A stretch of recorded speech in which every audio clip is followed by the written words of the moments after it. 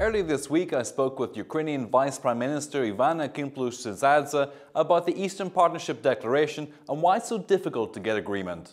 The Eastern Partnership Summit and the declaration that came out of that, why is there such a problem with it? Well, it has to be agreed by many partners, the EU members, and it has to be also agreed by all the partner countries, and therefore it's pretty difficult always to get to compromise on all the wishes and all the desires of all the parties to this discussion. And therefore, Ukraine, Georgia and Moldova have actually worked on a very specific suggestions that we have put forward all together as those countries that do have already association agreements and do already enjoy the visa-free regime with the EU. We see that some of them have been already incorporated in the draft declaration that is being agreed upon right now. Some are still under discussion, and we will be trying to work till the very latest moment when the discussion will be still occurring with regard to the summit declaration. You know, Ukraine has always been a very proactive and very constructive partner in the Eastern Partnership, and we've been we've shown that in discussion of the 20 goals for 2020 in the ENP 2015 review. So that's why we are also interested in making sure that this Eastern Partnership Summit is also a success. But we definitely have some of the important issues that we believe have to be reflected in the declaration, and we hope that you know, at least the European aspirations of Ukraine, as they are acknowledged in the association agreement, they would be also reflected in the summit declaration. Don't you find it strange that it's in the association agreement and they can't get it done for the declaration? Do you think the mood has changed? I think that there is a great amount of work that is being done by the, unfortunately, by the aggressor state, not necessarily only on the ground in Ukraine, trying to ensure that Ukraine is a failing state, but also in terms of diminishing and violating the unity that we have enjoyed so far of the EU. And that leads to some additional discussions here during such things as agreement on the declaration. But I hope that since it is ratified by all the EU member states, it can be transmitted also to the summit declaration. Some people speak about Ukraine fatigue here in Brussels. Do you think it's something you pick up as well, that people are just tired of the issue, it should go further, or is there something which they're missing here in Brussels? You know, I think we all would like to see difficult problems being easily solved, and people are inclined to look for simple solutions, even to a very complicated issues. However, unfortunately, Ukraine is undergoing through a very difficult process of breaking up with the Soviet past, of transforming the country according to a really, really ambitious agenda of reforms, and also fighting the war with the Russian Federation in the East. And all of these things are not making it easy to make all the accomplishments in all the spheres that we have to fix at the same time while fighting the war to be delivered you know, at once. And so therefore I think the fatigue should be coming in the other direction, not at Ukraine. And it is important that positive things also get through to the media, get through the... Is there a communication problem? Is there an old-style mentality to communication? For example, the anti-corruption court, the president signed the law. People here in Brussels were still calling for an anti-corruption court. Well, the president has announced that he is ready to actually submit the law on anti-corruption court, and this was a change from the previous thinking, and that was not noticed in Brussels, unfortunately. I do think that it's not only about our communication or our ability to communicate, but it's also about the ability to hear, and it's also about the so many other things that are competing for attention of the European Commission, other institutions here. You have elections coming up in about 18 months, isn't that right? And Two years. 2 years. You have elections coming up in about 2 years' time. How are you going to continue with such a pace of reform on pensions and sensitive issues like this, and avoid a populist run when it comes to those elections? Well, because Europe has to understand, doesn't it, that if it's not dealing with your government, it's probably going to be dealing with the populists and the influence of Russia during those elections too.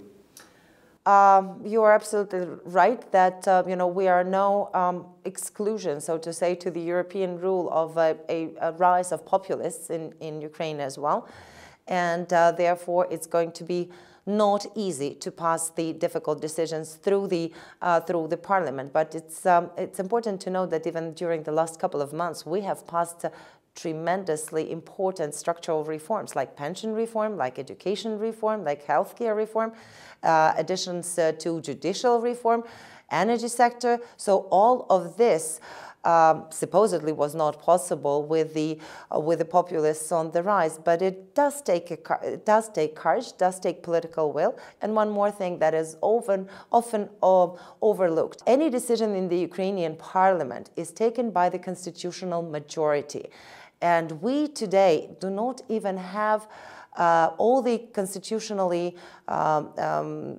verified number of the MPs elected because of the attack of the Russian Federation aggression in the east and because of its illegal annexation of Crimea. Out of 450 MPs, we only have 423 that are elected. And then we need to have still a majority from the constitution.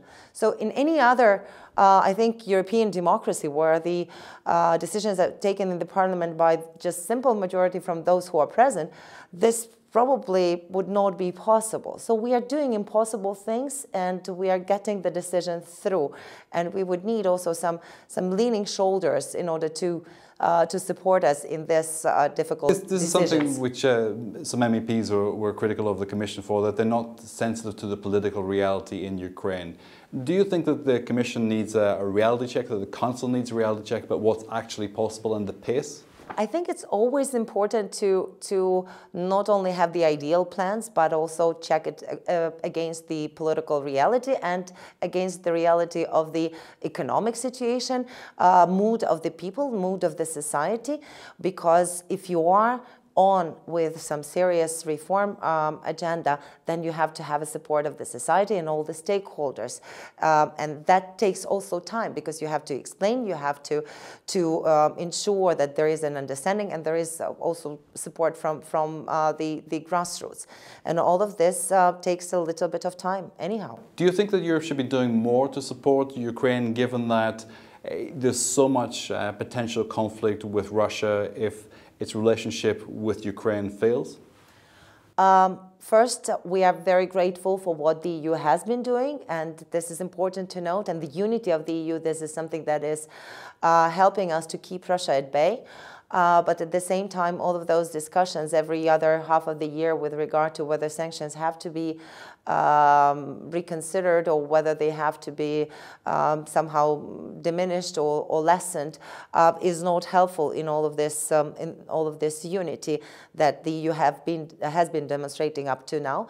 And I think it's also extremely important to have a long-term decision from the EU, seeing the European future of Ukraine as a part of the Western family, because culturally, historically, geographically, so we have always been a European nation.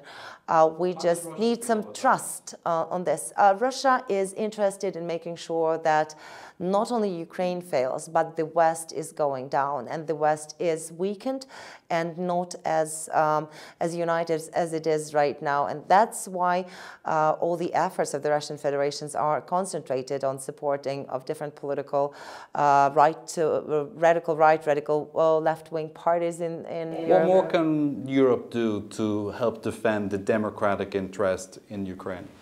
Well, I think make a long-standing, long-term decision in terms of what and how they see Ukraine with its European aspirations, and also ensure that along this way there is a economic, financial, moral support of this country, because I think that will bring also a very clear, immediate result if Ukraine is capably defending itself and is stable and is prosperous. This is only in the interest of the EU. Finally, the Paradise Papers threw up one of your former colleagues, held the office of Deputy Prime Minister also, Valery Vostyevsky.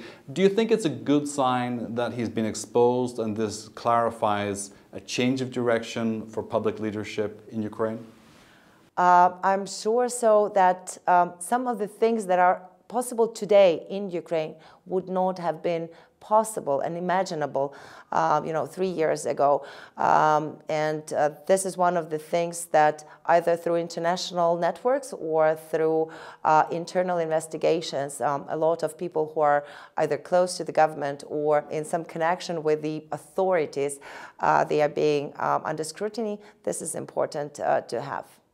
And just the final thing on the same theme is the level of expectation for Ukraine that many European politicians have. Do you think it's unbalanced, given that Paradise Papers and the previous exposés on corrupt politicians in Europe, they exist also? Pension reforms would be extremely difficult in France, they're extremely difficult in Ukraine. Do you think you've been held to a higher standard? I think sometimes it seems to me that Ukraine is being seen as a testing ground for new ideas and whether we will manage or not to deliver on them. Ukraine is, for example, among the very few countries in the world who has opened the registries of all the end beneficiaries of legal companies, of legal bodies, sorry, in the world. So this is one of the examples when Ukraine is actually called to high standards, or the asset e-declaration that we have for civil servants or politicians is of such a transparency and such a detailization and exposure that almost none of the European Union countries has it. So therefore, yes, sometimes, but I think it's also important that we are going through this clarification and cleansing process, because we've been hit by that Soviet disease, both of corruption and of mismanagement and of poor management before.